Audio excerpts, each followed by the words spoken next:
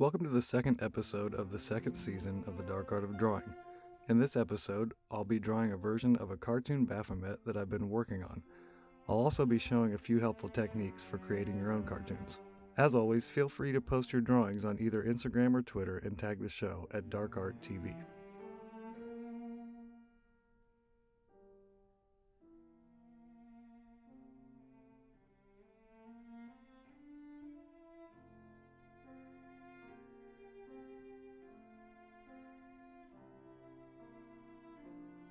For this specific tutorial, I'll be using red and blue colored pencils and an illustration marker with dual widths.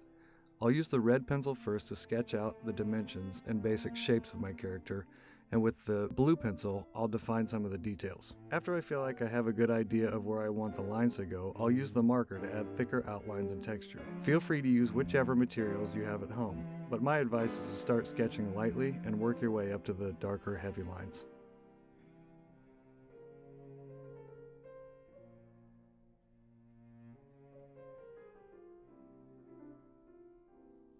I often start by making a rough outline of the dimensions of my character with a rectangle. That helps me constrain my proportions while I'm focused on more detailed parts of the drawing.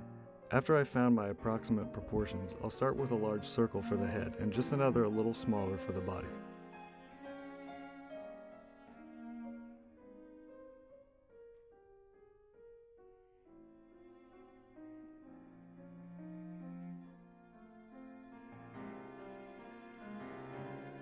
The eyes, of course, are the window to the soul and contain the majority of the expression in a cartoon, so I'll exaggerate the placement and size of a real goat's eyes.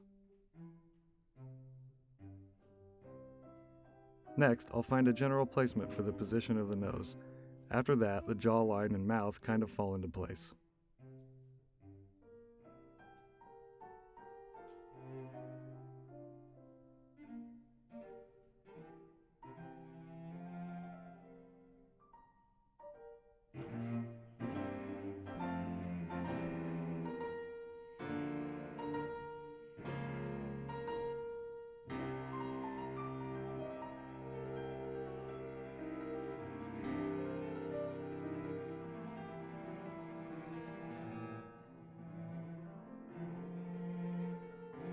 No Baphomet would be complete without its wings, so I'll just use some basic geometric shapes for now.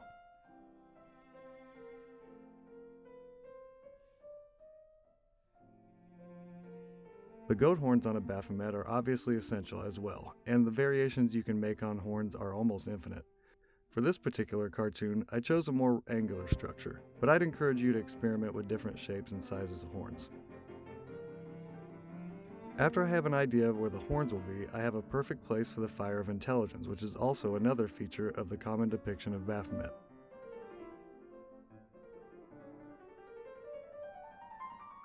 With a couple of simple S-curves starting from the middle of the circle that makes up the torso, I'll start to get an idea for the cape. Right now I'm just defining the legs and feet as tapered cylinders, but I'll add some detail to that in a bit. Remember, with this first pass of the red colored pencil, we're just making general shapes.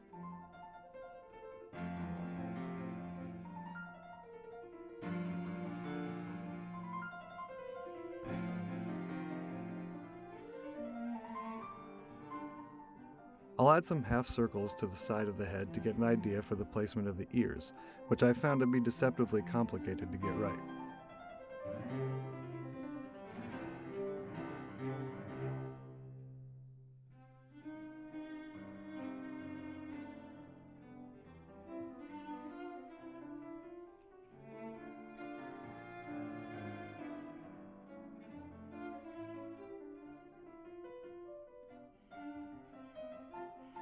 After I'm happy with the general idea of my character, I'll switch to the blue pencil and start to add a bit of definition.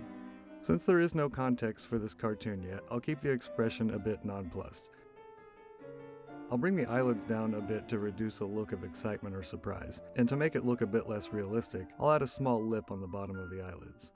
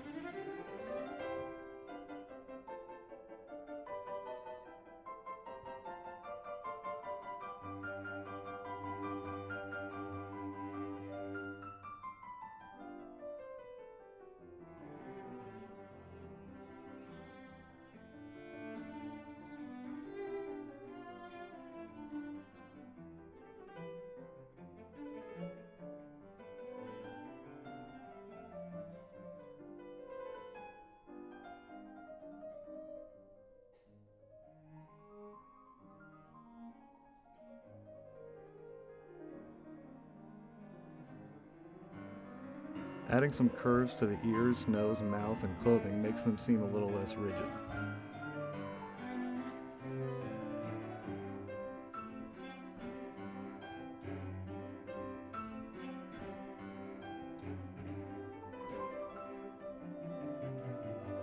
I want to keep the wings simple, but also recognizable, so I'll take out the angles and round off the edges.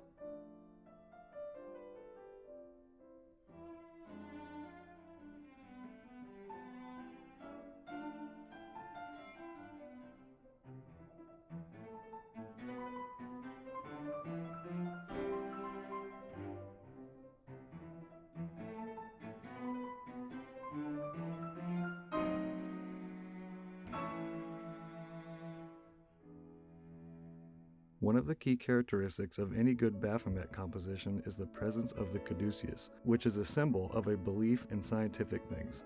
This icon always includes serpents, often spiraling around each other. As I've been creating this character, I've found myself laughing at the idea of this Baphomet using the snakes as hands, especially when he's making an important point. I'll finish off this pass by making a few more detail lines inside the main shapes to add depth and curvature.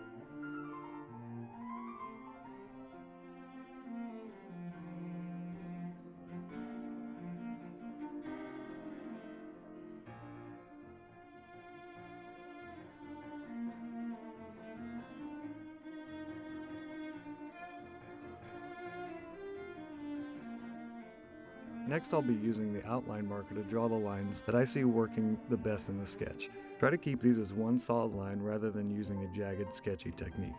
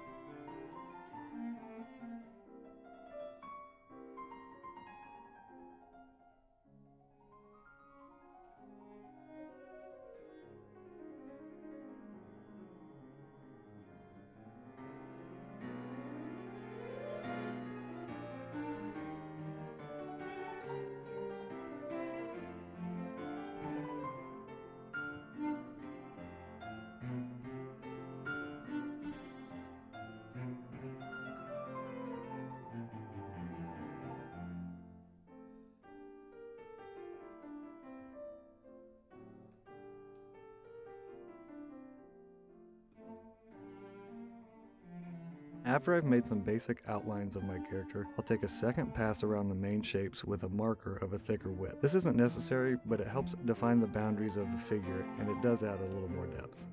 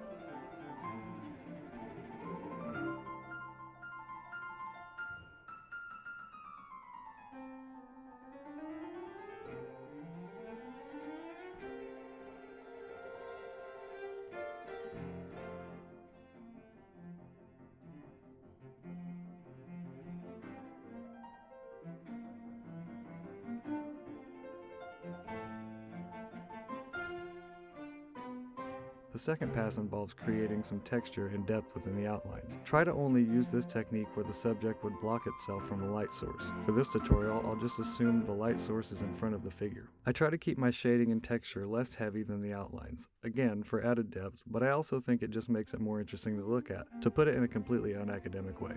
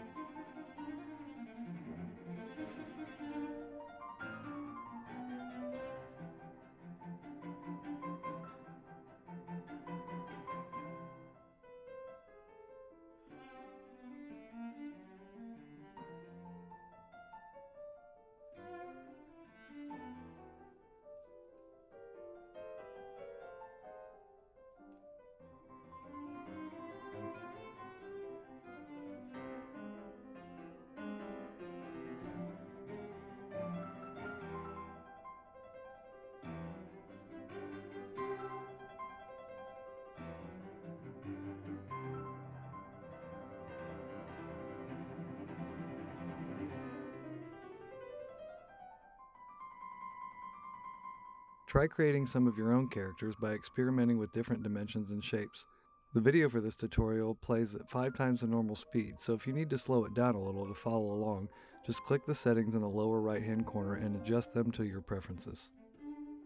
Thanks again for watching, and I'll be looking forward to seeing your drawings on Twitter and Instagram.